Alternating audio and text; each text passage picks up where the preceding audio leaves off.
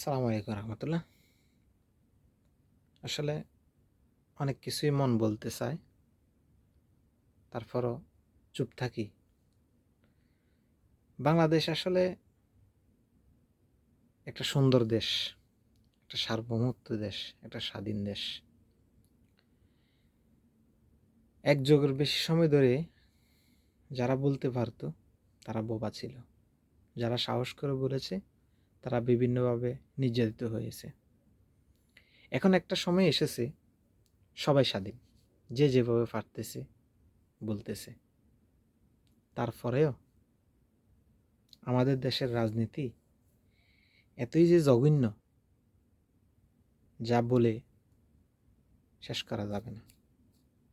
এখন এমন একটি সময় এসেছে আমরা কাঁধে কাঁধ মিলিয়ে, হাতে হাত মিলিয়ে, কথায় কথায় মিলিয়ে সবাই সবার জায়গা থেকে দেশটাকে কিভাবে সুন্দর রাখা যায়, দেশটাকে কিভাবে দুশ্মন শত্রুর হাত থেকে দেশটাকে সুরক্ষা রাখা যায়, কিভাবে দেশটাকে সামনের দিকে এগিয়ে নেওয়া যায়, কিভাবে দেশটাকে সুন্দর করে পৃথিবীর বুকে দেখানো যায়। বাংলাদেশ নামে যে একটি দেশ আছে, এক যুগের বেশি ধরে আমরা খালি ডিজিটাল ডিজিটাল ডিজিটাল শুনতেছি, কিন্তু আসলে ডিজিটাল কোন ক্যাটাগরিতে পড়ে আজ পর্যন্ত বুঝতে পারলাম না।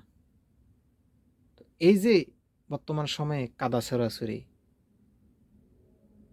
একজনকে একজন, এ সময়ে এসে আপনারা 16টা বছর নির্যাতিত ছিলেন,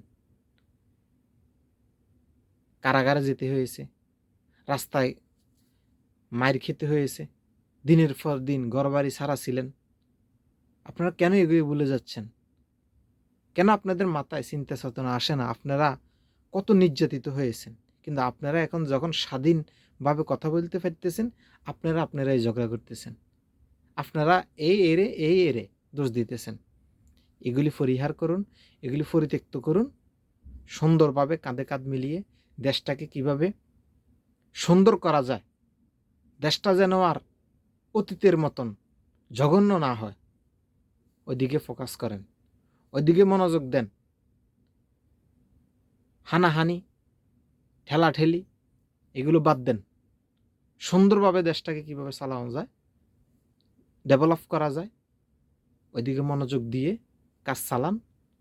ইনশাল্লাহ দেশটা সুন্দর হবে। আপনারা যা শুরু করছেন তাতে আপনাদের আগের চেয়েও আরো বেশি ক্ষতি হবে আমি বিশ্বাস করি। আমি এমন কোনো রাজনীতি জিনিস পছন্দ করি না যেগুলো মানুষের পদে পদে ক্ষতি হয়।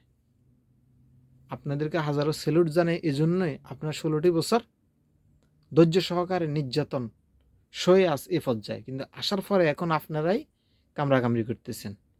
দয়া করে এগুলি পরিত্যাগ করুন, কাঁধে কাঁধ মিলিয়ে চলুন। আশা করি দেশ সুন্দর হবে। ভালো থাকবেন। আসসালামু আলাইকুম।